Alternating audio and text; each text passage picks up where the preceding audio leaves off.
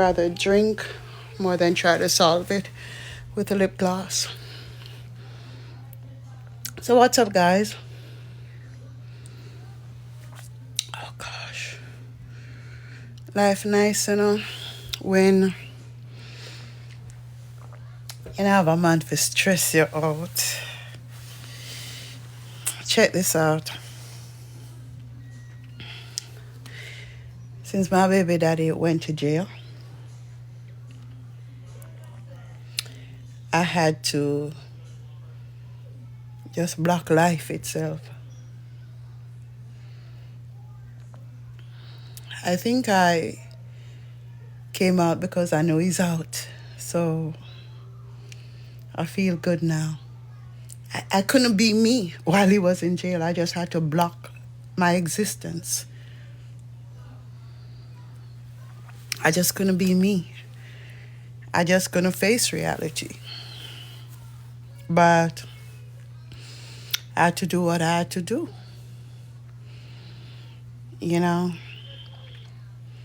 Because he did a lot of careless acts and left me indebted to car rental people for breaking up their car. Because although the court say he has to pay for it, the car dealer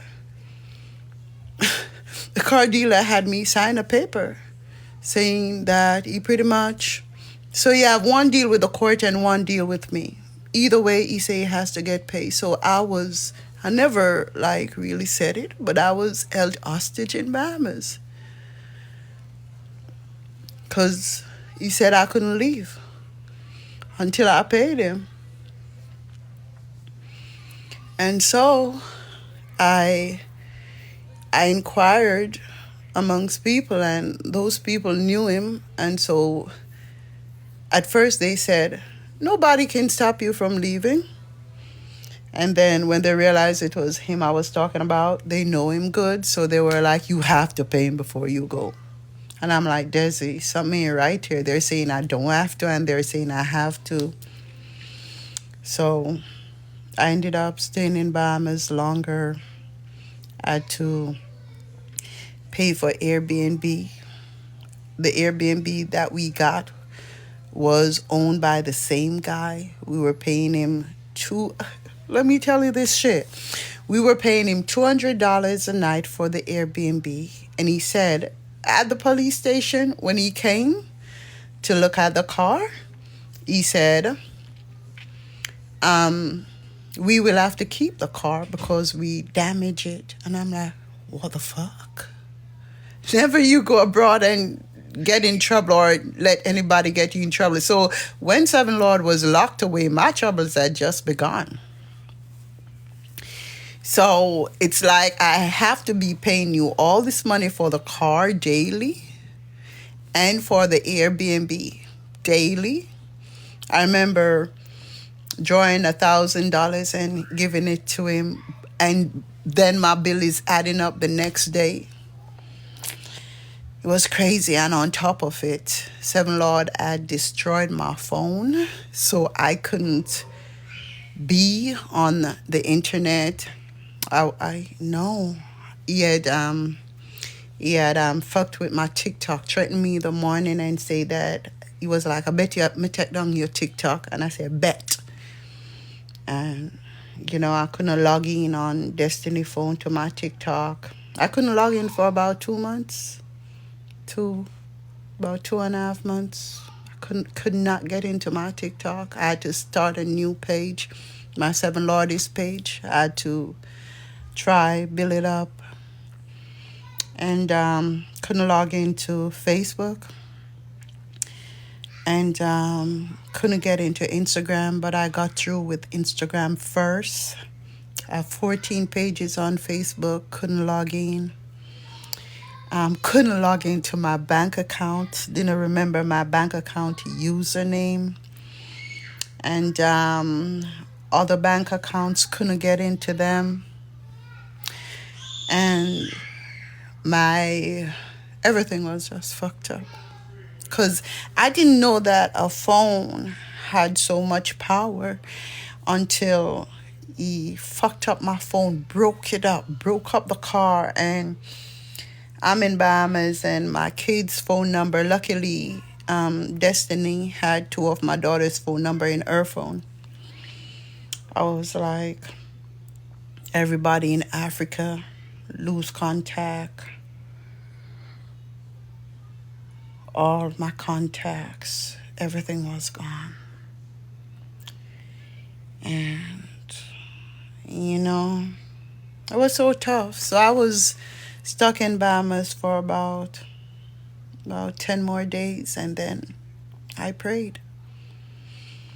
I prayed and I say, God, please help me to get out of here. Please.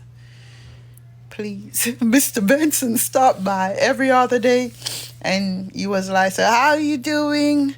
You know you got to pay me before you leave this place. I was like, okay. But then I went to God.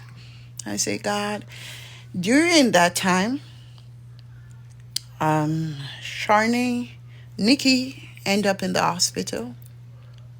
Couldn't come home. And then Sharney ended up in the hospital with same sickness. Couldn't come home. No, it wasn't this sickness. You know, some circulation problem. Couldn't come home. So I went through a lot while he was chilling in jail. You know, and then I prayed and asked God to release me. And I remember I got up the morning in faith, packed my suitcase. Man, I gotta tell you this too. Mr. Benson's house almost burned down. Yes, like they have like this gas thing in Bahamas where you use gas stove. And his stove is sort of funny. And he warned us about how we operate the stove. And I was in the room, and Destiny turned on the gas for a while. She American, she ain't know nothing about gas stove. Not that Americans don't, but she don't. And I was in the room when I heard this bomb sound, and I ran for the window to jump through the window. And it was the gas stove blow up. So, and there's a lot I didn't tell you. And then another time, you remember the guy that I asked to follow me to the casino? He's just a worker with Mr. Benson. And he's not too right up here, but I don't look down on people. And, you know, I asked him to follow us, and, you know, we were just having fun with him. And, you know, respect to him. I don't even remember his name, but respect to him. You know, that guy is like not too right in the head, but he got a message from God for me. I was feeling down and everything, and he would say things like, "You are beautiful. God bless you." And so that was my angel during that time, you know. And I hope I can show my appreciation for people like that. Mr. Benson is a Christian. He planned to bring me to church that Sunday. But that Sunday, I say, perfect day for you to act like a Christian. So I prayed to God for Mr. Benson to release me from Bahamas. And so after praying, I decided I'm going to just run away. The things that people go through. So I told Desi, pack the suitcase, call the taxi, let's leave. Bam! Mr. Benson called on the phone. How are you doing? I'm like, hi, Mr. Benson. And I just surrendered. I said, Mr. Benson, I can't take this no more. I got to go back to America. Because if I don't go, I'm not able to do certain things. And I said, that my phone was broken up and everything. I can't get in touch with anyone, and I didn't tell you, but two of my daughters took sick, hospitalized. I'm not able to see them. And he was like, I said I was gonna call you, so of course I wasn't. I was gonna run away. Everything was too much on me, and he said, "Okay, I'll be right there." And I'm like, Jesus, because I wanted to escape. So he came and he said, you owe me 250. I said, Mr. Benson, but I don't have it right now because I got to go back to America and get everything right. And he said, and you owe me, you owe me for the car. I said, Mr. Benson, we don't have it right now. He was taking my money every day, Mr. Benson.